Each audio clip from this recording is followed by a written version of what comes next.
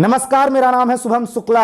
मध्य प्रदेश में एक बार फिर राजा वर्सेस महाराजा देखने को मिल रहा है। मध्य प्रदेश की राजनीति में एक बार फिर राजा और महाराजा में टक्कर देखने को मिल रही है।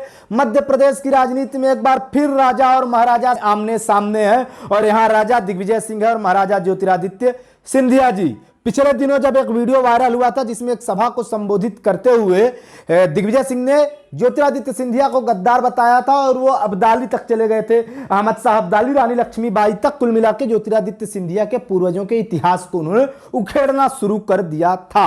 आज ज्योतिरादित्य सिंधिया पत्रकारों के समक्ष पहुंच गए तो पत्रकार भी भला पीछे कहां रहने वाले थे। उन्होंने इस पर सवाल पूछ ही लिया कि दिग्विजय सिंह के इस बयान पर आपका क्या कहना है, जिसके बाद ज्योतिरादित्य सिंधिया बिफर पड़े। उन्होंने दिग्विजय सिंह को जमकर लताड़ लगाई, जमकर सुना दी। मीडिया से बात करते हुए ज्योतिरादित्य सिंधिया ने स्पष्ट तौर पर कह दिया कि गद्दार कौन है यह देश जानता है। उन्होंने दिग्विजय सिंह के ओसामा जी वाले बयान को कोट करते हुए कहा कि जो ओसामा जी कहता है और जो व्यक्ति यह कहता है कि कांग्रेस सत्ता में आने के बाद एक बार फिर 370 को जम्मू कश्मीर में बहाल करेगी तो जनता यह समझती है कि असली गद्दार कौन है। उन्होंने यह भी कहा कि दिग्विजय सिंह बुजुर्ग हैं और वो उनके स्तर तक नहीं गिरना चाहते, नहीं तो अगर वो अपने पर आए और अगर वो दिग्विजय सिंह की पोल खोलने पर आए तो दिग्विजय सिंह अपना मुंह दिखाने लायक नहीं बचेंगे। सुनिए ज्योतिरादित्य सिंधिया ने पत्रकार वार्ता में क्या कुछ दिग्विजय सिंह के लिए कहा। मैं क्या कहूँ, अब इतने बुजुर्ग नेता हैं, उनकी आदत ही यही है।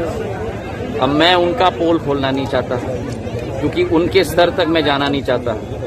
जिस स्तर तक वो गए हैं मुझे तो अफसोस है कि इतने बुजुर्ग और इतने राजनीति में परिपक्व होते हुए नेता कहीं तो कांटा चुभ रहा है ना। सुन लीजिए ना, कहीं तो कांटा चुभ रहा है और कांटा चुभ रहा है इसलिए ये अंदर की भड़ास निकल रही है। मेरी आदत नहीं है उस स्तर तक जाने की।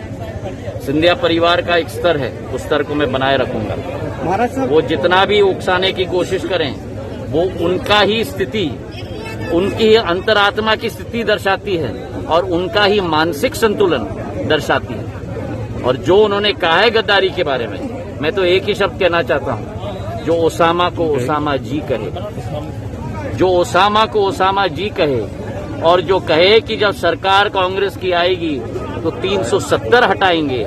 गद्दार कौन है ये तो आप और जनता ही तय करेगी। मध्य प्रदेश की तमाम राजनीतिक खबरों को देखने के लिए चैनल को सब्सक्राइब करें। धन्यवाद।